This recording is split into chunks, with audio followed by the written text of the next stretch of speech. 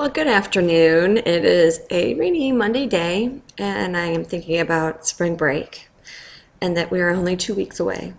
So I got my bunny ears on today. I'm ready for Easter, ready for the Easter bunny. So we're going to start quadratic functions today, and this is kind of the last big part of our standard courses study that we really need to get through, and it's quite big. So we've talked about function families before. We've talked about linear. We just got through with exponential, piecewise, and absolute value. Quadratics are functions that make the parabola, which looks like this. But before we get to there, we want to talk about the standard equation for functions. So today, let's see, where are we at here? Today, what is today? Today's the 7th. So today's 4/7/14. We talk about quadratic functions. For quadratic functions, this is called your standard equation. So it's very similar to where we had for ax plus by equals c. That was the linear standard equation. We just finished with exponential functions, and that was a times b to the x power for exponential functions. That was the standard equation. Here the standard equation for quadratics is ax squared plus bx plus c. And the key to that is the highest exponent here is 2. Here we have a 1. Okay? When you have anything where you have the highest exponent here is 2, that's going to be quadratic. This is called a degree of 2. If we look over here to linear, these have an exponent of 1. So this has a degree, of 1, because the highest exponent you see here is 1. Okay? So it has a degree of 2, therefore is a standard equation. Okay? And so if I were to plug in numbers for the a, let's say I'd have 2x squared plus 3x minus 5. Okay? My a would be 2, that's the coefficient of x squared. My b would be 3, that's the coefficient of x.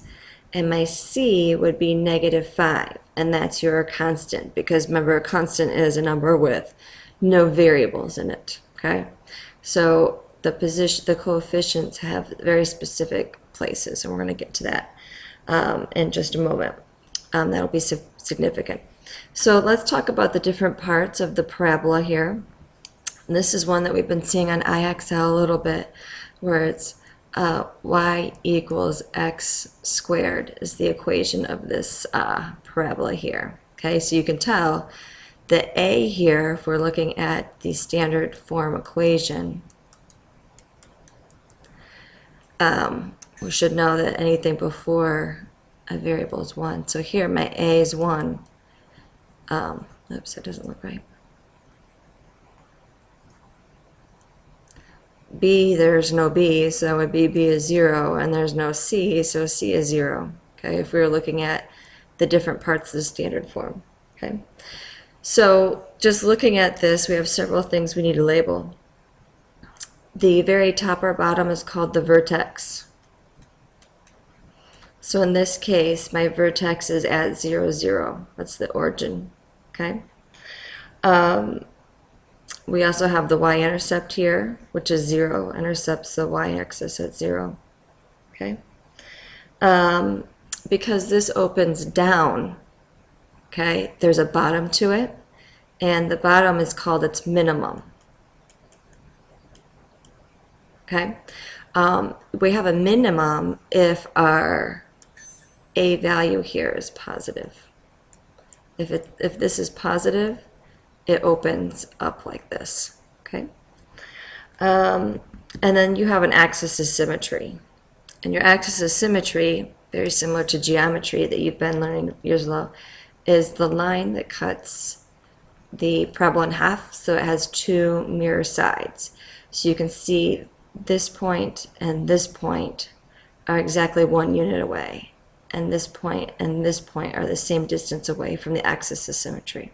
Okay, and when we're talking about the axis of symmetry, you have to write down what that line is. So if you remember, this last week we were talking about asymptotes, and you had a exponential function that came through and then followed along the asymptote but never quite crossed. And this asymptote here was a horizontal line, and that was y equals 3.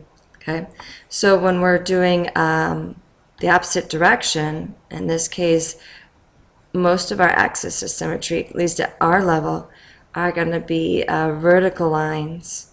Okay, so if I were going to write the equation for this vertical line, I would see it crosses the x-axis here at 1, 2, 3, 4, 5, 6. So this equation of this line is x equals 6. So if we go back to our axis of imagery here, or axis of symmetry, this is a vertical line through the 0 of the x-axis. So my equation for this axis of symmetry is x equals 0. So we have several things that we have to be able to identify. We have to be able to identify the axis of symmetry, the vertex, determine if the vertex is a minimum or maximum value, the y-intercept, and that's going to be pretty much it at this point. So let's look at another example here. Here we have another parabola. Okay, if we look, the vertex is right here because it's the bottommost point. So for the vertex, we would label that as 1, -2. Okay, it's a bottom, so we would say it has a minimum. Okay, we would say the y-intercept here is at -1. And if we were going to draw the axis of symmetry, it would go through here. And that's a vertical line that goes through the 1. So we would write that as x equals 1 as my axis of symmetry. Okay? Here's another example of a parabola. You can see this one is the opposite or inverse of what we've been looking at. And if you look at the equation here, remember this is a bx squared. Oh, I wrote that down wrong, sorry. This is ax squared plus bx plus c. So in this case, my a is -1, my b is -2, because we have -2, and then my c is 3. So when the a is negative, it does, it flips the parabola up, I guess you could say upside down or inversely. So here we have several things. This one, the vertex is at the top. The vertex is -1, 4. And because it has a top value, it's called the maximum. So the maximum value here is 4. Okay? Then here we also have the y-intercept. The y-intercept crosses the y-axis at 0, 3. Okay? And then we have the axis of symmetry, which cuts it in half here. And that goes through the -1 on the x. So my equation for my line of axis of symmetry is -1. Okay? So those are kind of the things that we need to know. And I'm at 9 minutes, so I'll cut it short for you. I was going to do one more thing, but I'm going to stop right here. You need to be able to label, when you walk into class, the axis of symmetry, the y-intercept, the maximum, the vertex, and know what A, B, and C are. And then I'll teach you one more thing tomorrow morning. We'll do a little practice on it. Have a great night.